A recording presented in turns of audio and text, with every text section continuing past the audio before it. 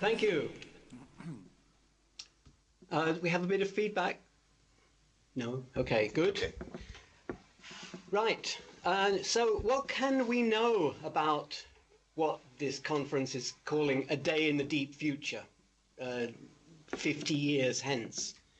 I guess we're all curious about what life will be like by then, what new opportunities will have opened up for people, and what problems they'll be thinking about, including maybe about their own future. Also, what we may be able to do today to improve the chances of the favorable outcomes and try to prevent the less favorable ones. But before we can even think relevantly about any of that, there's a more fundamental issue that we need to address first, namely, what kinds of things are knowable in advance and what is not. I want to tell you about a fundamental limit on the power of science and technology and reason to predict the future. And also about what we're going to have to do about that. So, prophecy, fortune telling, has always been popular to date. People want to know whether their plans are going to succeed or fail. And there have always been prophets claiming to be able to find out. But all they really do is just either tell the punters what they wanted to hear and take their money, or they threaten them with doom unless they behave righteously, in some sense. And either way, they're just making stuff up. They have never had genuine knowledge of the phenomena that they purport to predict. And for most of history, nor did anyone else. People just used wishful thinking or superstition, or at best, they used traditions and rules of thumb that had worked in the past, or were thought to have worked. Often they hadn't. Often structures collapsed, crops failed, ships sank, people died of treatments that were supposed to be cures. Nowadays, such tragedies are much rarer because we have scientific knowledge, which is predictive. That's the defining characteristic of science. And that allows mistaken scientific theories to be corrected when they make false predictions, which allows for cumulative improvement in our ability to predict. And it's not just cumulative. Progress is exponential.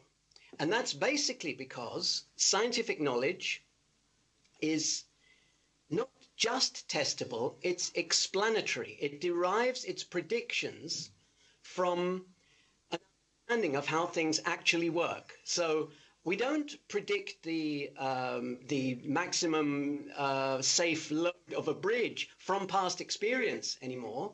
We predict it by understanding what makes structures in general stand up. And that allows for new designs of bridge that are not covered by any existing rules of thumb. And it also allows bridges to new ways of creating knowledge, like new scientific instruments and computers and communication and sheer wealth. So one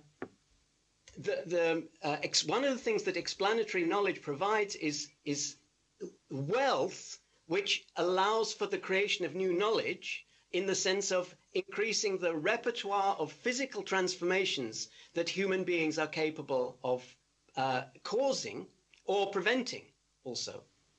And as this repertoire expands and we increasingly cause the outcomes that we prefer, our ability to predict those outcomes, those same outcomes, correspondingly increases. Some things remain technically unpredictable because they're random or because they're so complicated that they can't be distinguished from random. But that's no impediment to predictability in the practical sense, because if science predicts that something is random, we can play the odds. And again, technology allows us to change the odds in our favor. So I can, if there's a random process such as weather, then I can use an umbrella not only to change the probability that I will get wet, but also to increase my probability of predicting whether I will get wet. And so the faster we gain new understanding and new technology, the faster our predictions also improve. And so you might expect that our ability to predict the future would be greater now than ever before in history. And that isn't so, because there's one thing in our future that nothing whatever is capable of predicting, and that is the future course of knowledge itself. A simple example, if there were a method of predicting today some scientific truth that is only going to be discovered next year, then by using that method, we would have predicted, we would have gained that knowledge today, and that's a contradiction. The future is not random. The more we know, the more we are able to correct errors, and so the less random the future becomes. What we are going to discover is determined by what we shall want and by what the laws of physics, the laws of nature allow, and by what ideas are true. And none of that is random, but none of that is knowable in advance either. We can't even predict for very long what future discoveries are even going to be about. The possibilities that are opened up by a new discovery are very often new discoveries in their own right. For instance, on this day, 50 years in the past, nobody had ever connected together two computers in different buildings. Nobody had a computer in their home. Nobody could operate a computer except a handful of specialists, and no one predicted the consequences of computer networking, the internet. That by today, home computers would be a global network, which is a major channel of trade and communication and entertainment and education. And nor did they know when they connected those first networking cables together that they were igniting a process which by today would be instrumental in the overthrow of dictators. Which brings me to what people will want.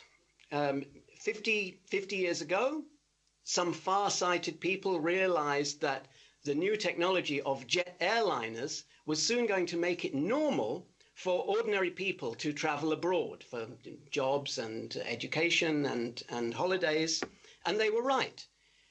That revolution happened. But they also thought that by today, all that jet travel would be supersonic. And that has not happened.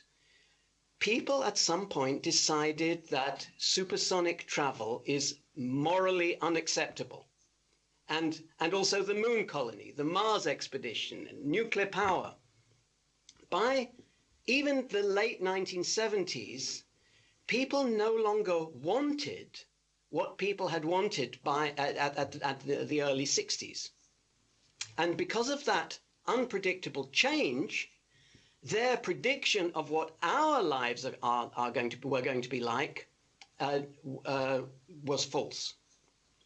That's part of a wider impediment to prediction, namely unforeseen problems, the fads and fallacies and blunders that are going to seem like a good idea at any time in the next 50 years, by definition, we can't foretell now. So predicting our future is nothing like predicting the strength of a bridge. Every significant innovation has unpredictable effects, and they have knock-on effects, and after a few steps of that, the consequences and their consequences come to be the major component of what is happening. And as knowledge grows faster, the time for that to happen becomes shorter and shorter.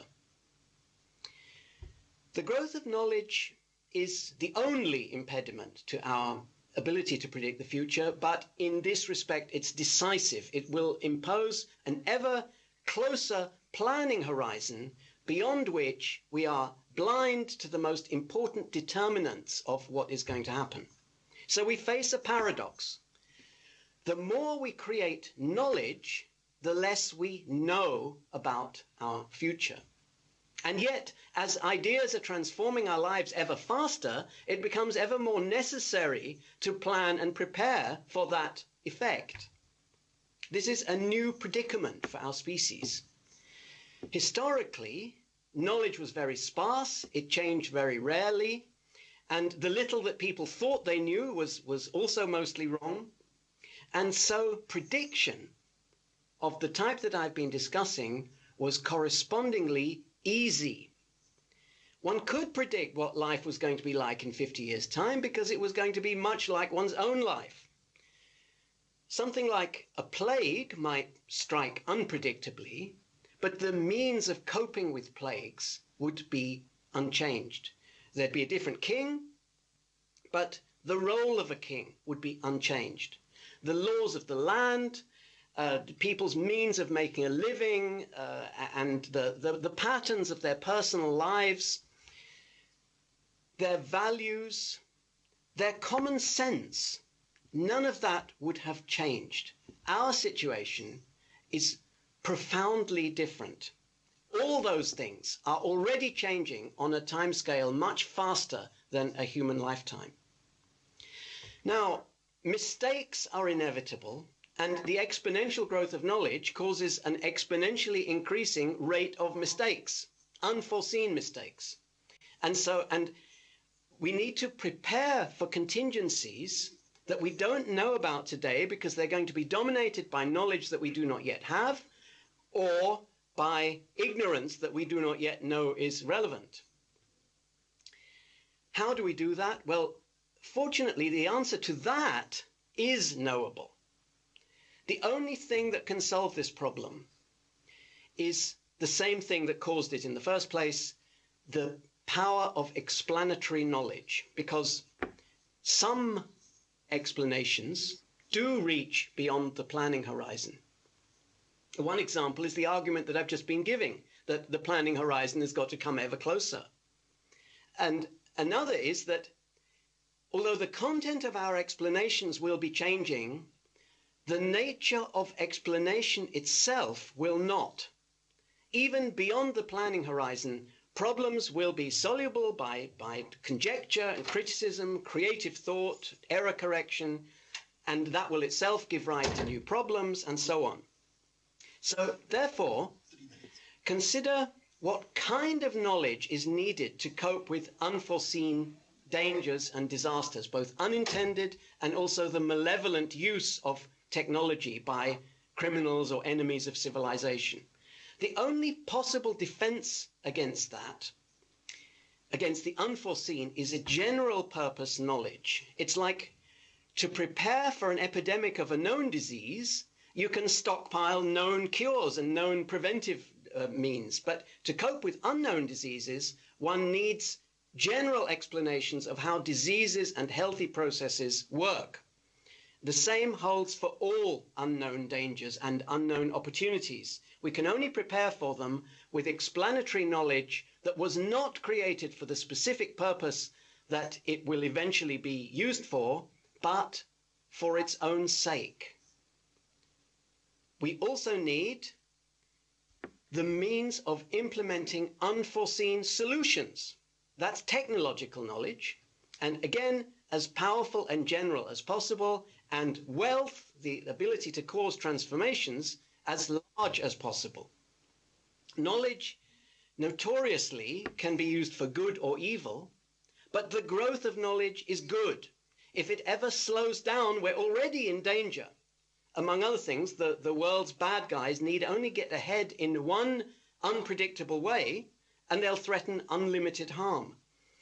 The good guys, because they try to improve their values and objectives too, and also their means of making decisions, have what it takes to stay ahead and discover and implement defenses in time, if they choose to make fast enough progress. Martin Rees has a metaphor for the unknowable future, that we are playing Russian roulette with science as the gun and technology as the bullets. But that would be random. What we're actually facing is almost the opposite, basically just the structure of the physical world and its immutable laws.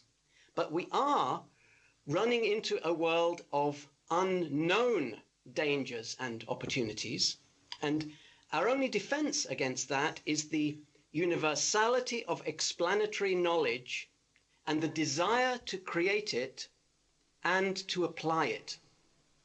Thank you very much.